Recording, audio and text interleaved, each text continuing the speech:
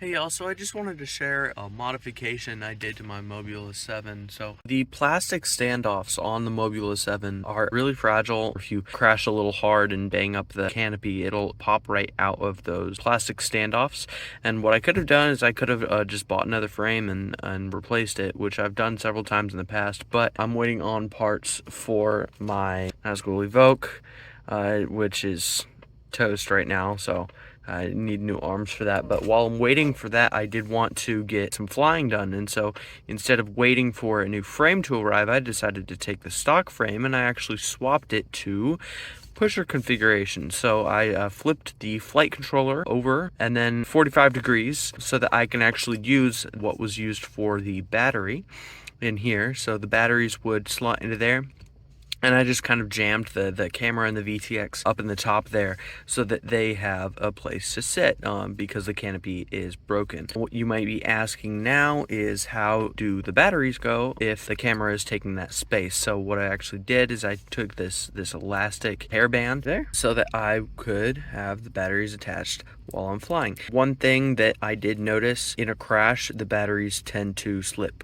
and twist sideways like that, and then that will be sometimes in contact with the propeller, so I have to be careful about that and make sure that I don't try to limp it home after a crash, because that will cause issues. Another thing, even though you can reverse them in the Betaflight, the motors are specific directions, that's why they have the different colored wires, and so I had to figure out which direction those needed to go so that I could take off. Enough talking about it. I want to show you some flight footage.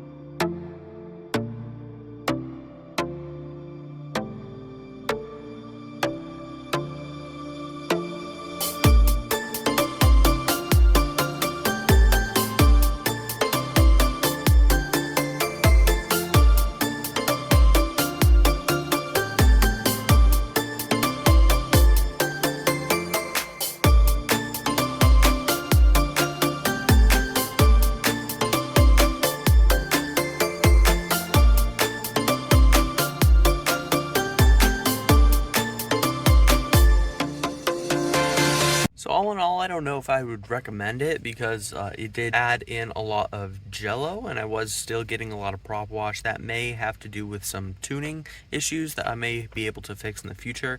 One other thing I would like to note is that because the way that the frame is designed, I did have to take the propellers and back them off of the press fit just tiny bit so that the propellers weren't contacting the underside of the frame on the little connectors here to the prop guards. I did consider removing the prop guards entirely for this modification, but I wasn't sure about the durability of the frame because they are kind of holding the whole thing together. That is something that you might have to take note of. Some flatter profile propellers may help with that, but I was just glad I got some packs in today, so there you go.